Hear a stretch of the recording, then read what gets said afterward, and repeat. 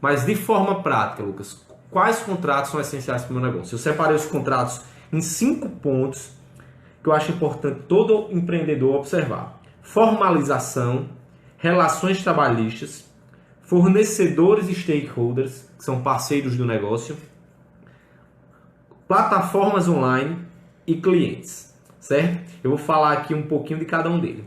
Quando eu trato de formalização, o contrato que eu vou utilizar para formalizar a minha empresa, o documento que eu vou utilizar para formalizar a minha empresa, depende do modelo empresarial ou societário que ela vai ser estabelecida, certo? Em regra, a gente utiliza o contrato social, pois é o documento de formalização da sociedade limitada, nos termos do Código Civil, certo?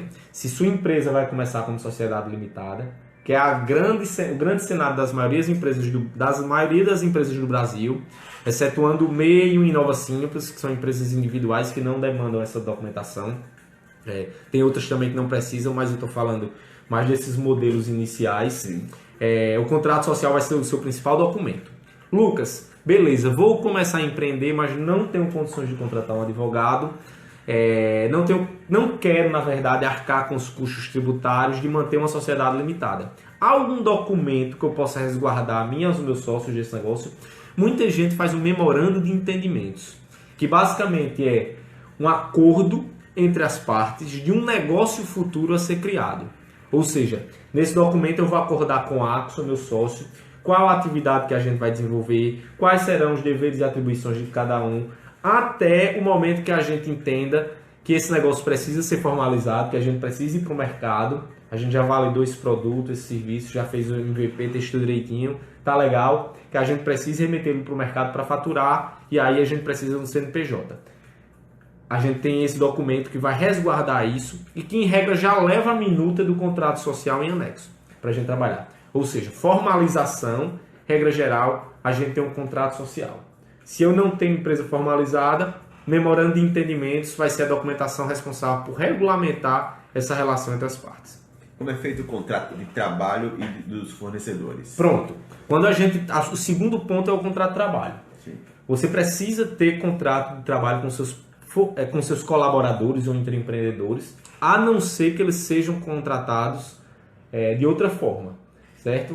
Por exemplo, você tem um estagiário, que aí vai ser um contrato de estágio, um termo de estágio, que é outro documento específico, ou que você tenha prestação de serviços de desenvolvedores, que é algo que a gente vê muito no ramo de startups, desenvolvedores e programadores via pessoa jurídica.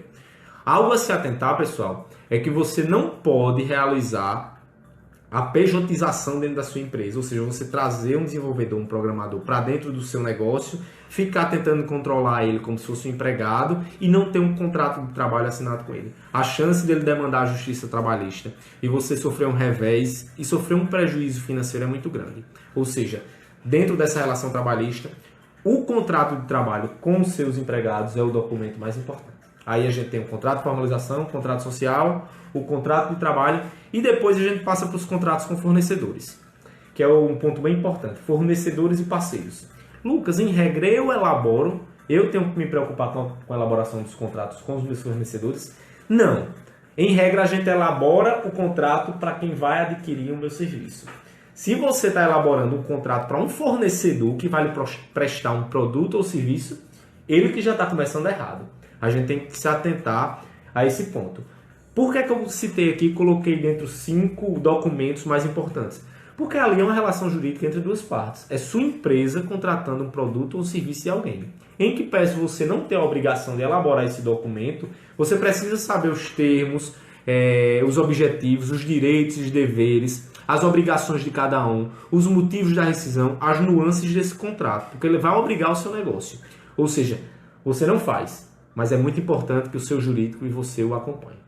Aí a gente fecha esse tripé inicial, que é os contratos de formalização, contrato social, memorando de entendimentos, o contrato de trabalho, que é o contrato de trabalho por tempo determinado ou indeterminado, e os contratos com prestadores de serviço, com parceiros, certo? No caso dos contratos de sites, isso aí seria adequado a empresas de tecnologia, empresas que fecham um contrato com um cliente por meio digital? Pronto. Aí a gente passa para outra nuance bem específica, que são os contratos online, de plataformas online. Se você tem um site, se você alimenta de alguma forma o mundo virtual, você precisa ter um termo de uso, uma política de privacidade e sigilo. Eu tenho um site, Lucas, mas nunca parei para me atentar na minha política de uso e termo de privacidade.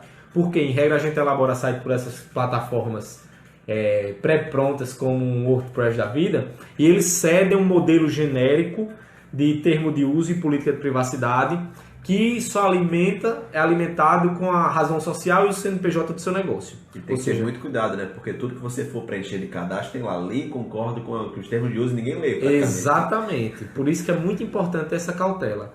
Ainda mais agora que a gente tem a Lei de Proteção de Dados para entrar em vigor ano que vem e que exige uma série de cuidados de todo empreendedor com esse documento.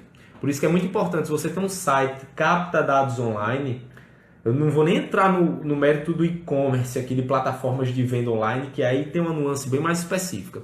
Mas se eu tenho um site, se eu alimento qualquer área online, qualquer plataforma, é obrigatório eu ter um termo de uso e uma política de privacidade. Que basicamente vai ser o documento que vai dizer como é que eu vou usar essas informações, como é que eu vou trabalhar a privacidade dessas informações, que tratamento eu vou dar aos dados que você está colocando e que eu estou captando com esse seu acesso ao meu site, certo? Aí a gente fecha agora os 4, que é o contrato de termo de uso e a política de privacidade e sigilo. E para encerrar, Adson, a gente entra nos contratos com os clientes, que aí tem uma breve diferenciação. Se eu trabalho como prestador de serviço, eu vou ter o contrato de prestação de serviços.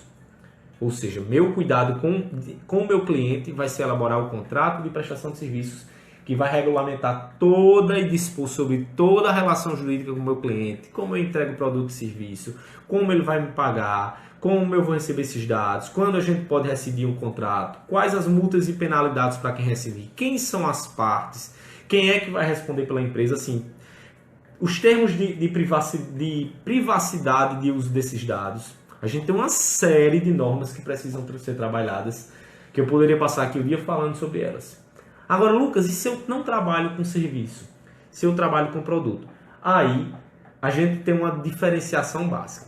Se eu trabalho com produto simples, que eu pego e entrego a você, Axel, no direito tradicional, a gente diz que a transferência do bem, de um bem imóvel simples, se realiza com a tradição. E a tradição para o direito é a entrega. Eu não preciso de um contrato de prestação de serviço, de venda desse bem, porque é algo simples. Não vale a pena eu perder tempo, ter um gasto jurídico para vender, por exemplo, uma caneta Axon. Agora, se eu trabalho com um bem que tem um valor maior de mercado, é muito importante que eu realize um contrato de venda, um contrato de alienação desse bem. Certo, Lucas, mas eu trabalho com bem simples e quero me resguardar. O que é que eu faço? Aí o ideal é que você tenha uma garantia, que você forneça uma garantia ao seu cliente sobre esse produto ou serviço que você está entregando ao mercado. Até porque, pessoal, lembre-se, mesmo que você seja distribuidor, você não seja fabricante, você é fornecedor. Enquanto fornecedor, você tem a obrigação de responder sobre os danos e vícios que aquele produto causar, certo? Então a gente encerra aqui esses 5 pontos especiais, que são os 5 tópicos de contratos que todo empreendedor precisa saber, ter ideia em mente e verificar se o seu negócio não precisa, porque em regra todo negócio precisa desse contrato. 1. Formalização, pode ser um estatuto social, pode ser um contrato social, pode ser um memorando de entendimentos, pode ser outra série de documentos, depende do modelo do seu negócio, do modelo empresarial do seu negócio. 2. Relações trabalhistas, em regra contrato de trabalho, mas pode ser também um contrato de prestação de serviço de uma pessoa jurídica contratada para lhe prestar um produto ou serviço. 3. Contratos com parceiros e stakeholders, ou seja, quem vai ser meu parceiro, quem vão ser meu fornecedor.